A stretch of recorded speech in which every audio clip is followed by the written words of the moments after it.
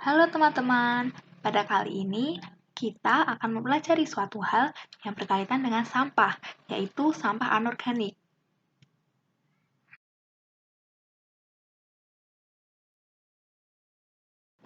Teman-teman pada tahu nggak sih apa yang dimaksud sampah anorganik itu? Sampah anorganik merupakan sampah dari sisa hasil aktivitas manusia yang sulit untuk diurai oleh bakteri, sehingga membutuhkan waktu yang cukup lama, bahkan bisa sampai ratusan tahun untuk dapat diuraikan.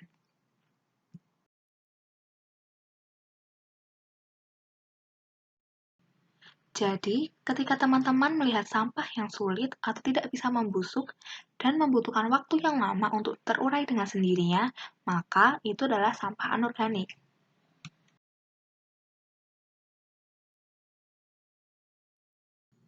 Apa aja sih yang termasuk dari sampah anorganik? Yang termasuk dalam sampah anorganik itu seperti bahan-bahan yang terbuat dari plastik, logam, karet, dan seperti botol minum, kaset, sendal, dan ban.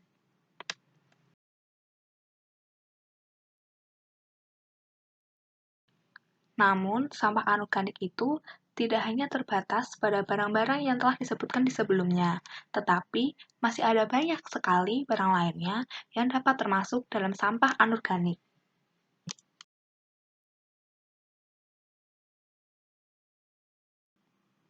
Lalu, apa ya kira-kira dampak dari adanya sampah anorganik ini?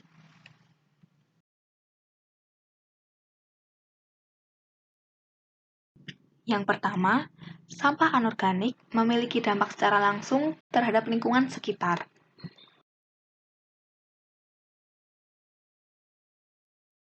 Contohnya, ketika teman-teman melewati suatu tempat yang terdapat tumpukan sampah, lalu terdapat bau busuk yang tercium. Selain itu, karena sampah anorganik sulit terurai dengan sendirinya, maka dapat berdampak pada menumpuknya sampah tersebut sehingga merusak pemandangan dan lingkungan sekitar kita menjadi kotor.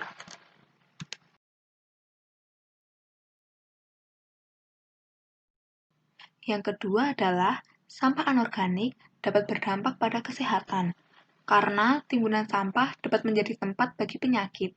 Tikus, lalat, nyamuk akan berkembang biak dengan pesat.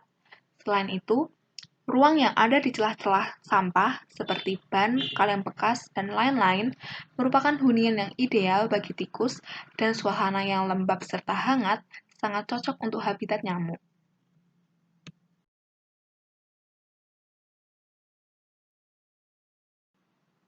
Apabila hal tersebut dibiarkan dan lingkungan menjadi kotor, maka dapat menimbulkan penyakit seperti diare, gatal-gatal, demam berdarah, dan penyakit yang lainnya.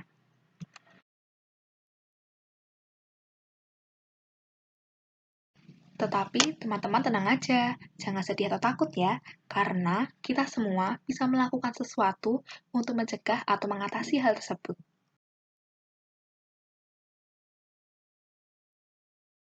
Lalu, bagaimana caranya agar kita bisa mengatasinya?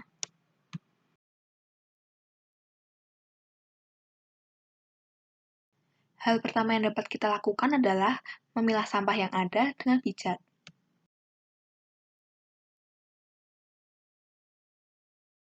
Sampah-sampah yang ada di sekitar kita dapat dipilah dengan membuang sampah yang ada sesuai dengan jenisnya.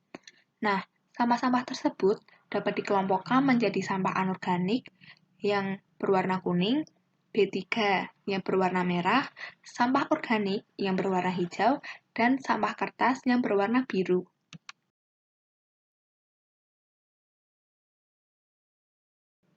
Lalu, bagaimana dengan sampah yang tidak termasuk dalam jenis tersebut? Nah, untuk sampah yang tidak termasuk dalam jenis tersebut dinamakan dengan residu yang memiliki tempat sampah berwarna abu-abu.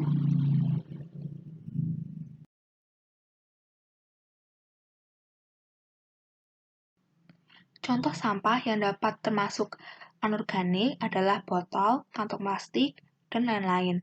Untuk B3, itu ada kaca, kemasan deterjen, dan lain-lain.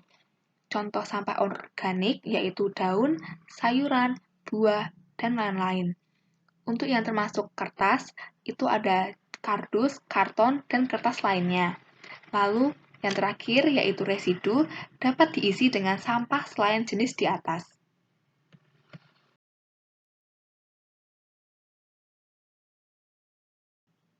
Lalu, apakah kita harus memiliki tempat sampah sebanyak itu?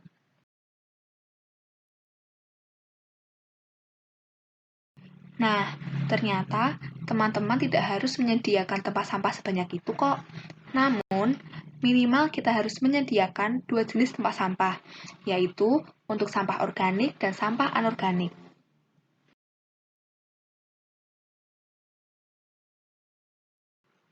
Terus, kalau kita sudah memilah sampah, sampah tersebut diapain ya? Nah, sampah anorganik yang sudah dipilah tadi bisa dijual ke bank sampah loh. Caranya bagaimana? Caranya, dengan teman-teman menemukan lokasi bank sampah yang terdekat melalui aplikasi MySmash atau Rapel pada HP Android, atau bisa juga melalui web banksampah.id.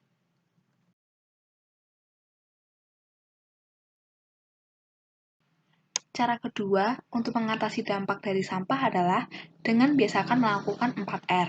Apa itu 4R?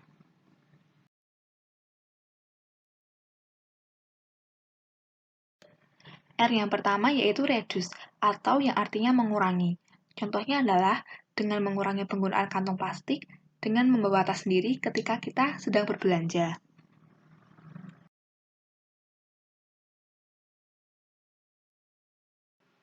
R yang kedua yaitu reuse, atau memakai kembali.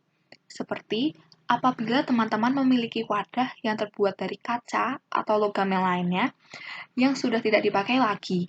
Nah, teman-teman dapat menjadikan wadah tersebut menjadi tempat pensil atau tempat untuk menyimpan barang yang lainnya.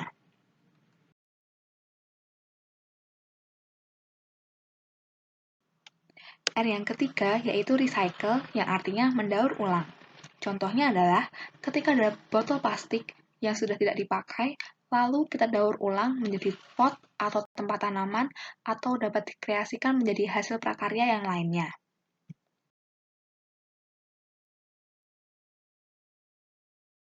R yang keempat yaitu replace, atau yang artinya mengganti.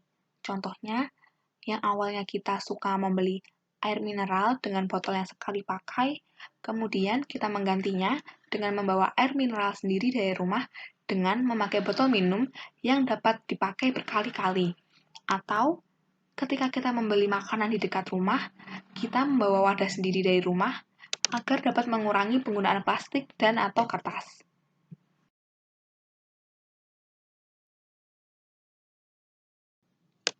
Nah, setelah mendengar penjelasan mengenai sampah anorganik tadi, semoga teman-teman dapat lebih paham betapa pentingnya mengurangi penggunaan sampah anorganik. Mari teman-teman, kita saling peduli dengan lingkungan sekitar kita dengan memulainya dari diri kita sendiri.